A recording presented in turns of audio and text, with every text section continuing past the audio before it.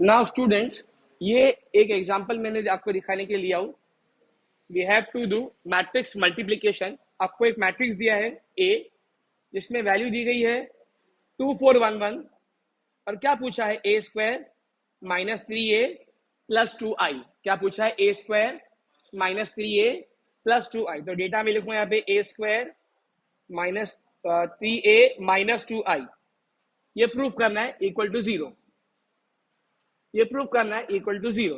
Okay, तो सबसे पहले मैं निकालूंगा ए स्क्वायर। ए स्क्वायर क्या होगा बच्चे लोग?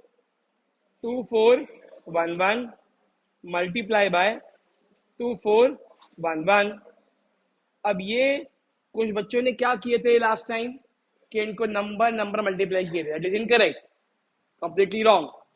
हम क्या करेंगे? फर्स्ट रो फर्स्ट कॉलम, तो 2 मल्टीप्लाई होगा 2 से, आंसर आएगा 4। 4 मल्टीप्लाई होगा 1 से, आंसर आएगा 4 और बीच में प्लस का साइन।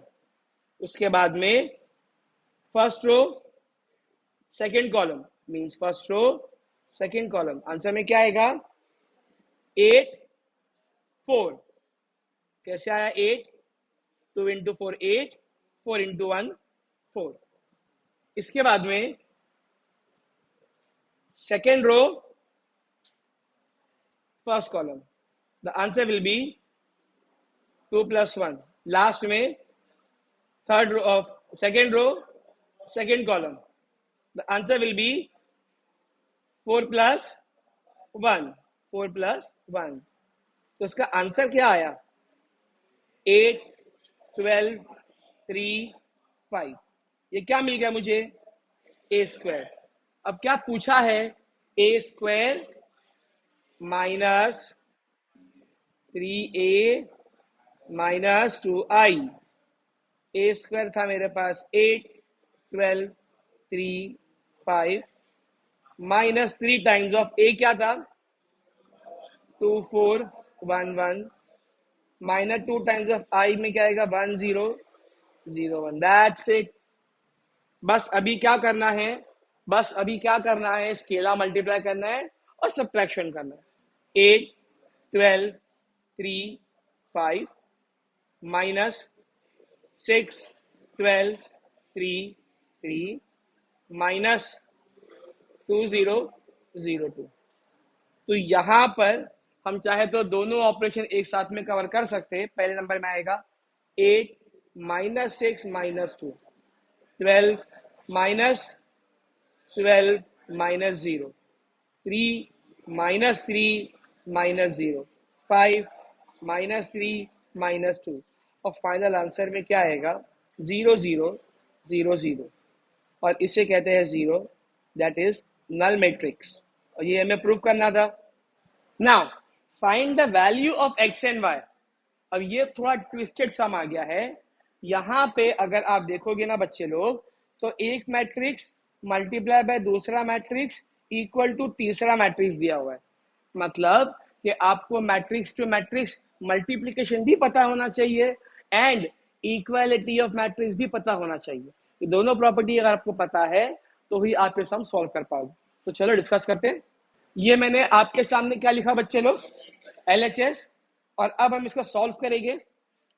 तो पहला रो और पहला कॉलम जब मल्टीप्लाई होगा तो 2 मल्टीप्लाई होगा x से, माइनस से मल्टीप्लाई होगा 1 से, तो 2 इंटू एक्स क्या आएगा बच्चे लोग? 2x and plus of minus 3 एक हो गया।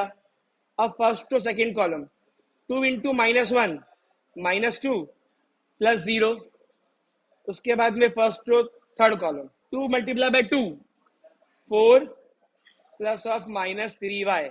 उसके बाद में second row first column 1 multiply होगा x से, आंसर आएगा 1x।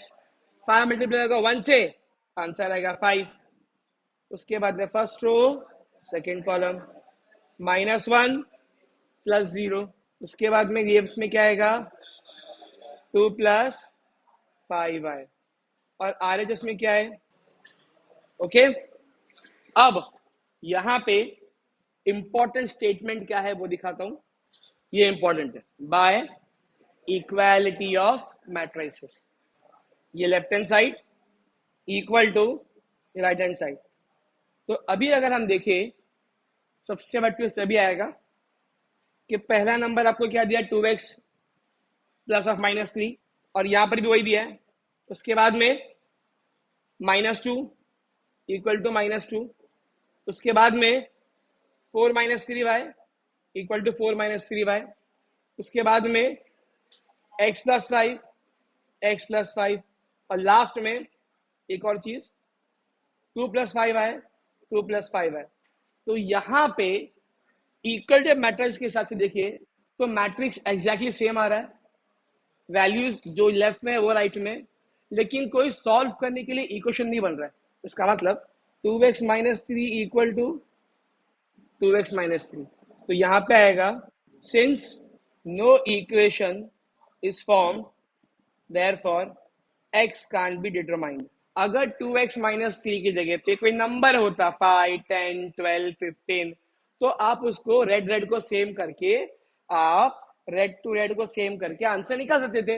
लेकिन यहाँ पे क्या हो गया कि जहां पे लेफ्ट में जो दिया है वही राइट में भी दिया है, तो उससे आप x की वैल्यू फाइंड नहीं कर सकते। सिमिलरली अगर आप ग्रीन की बात करेंगे, मैं बात कर रहा हूं इसकी,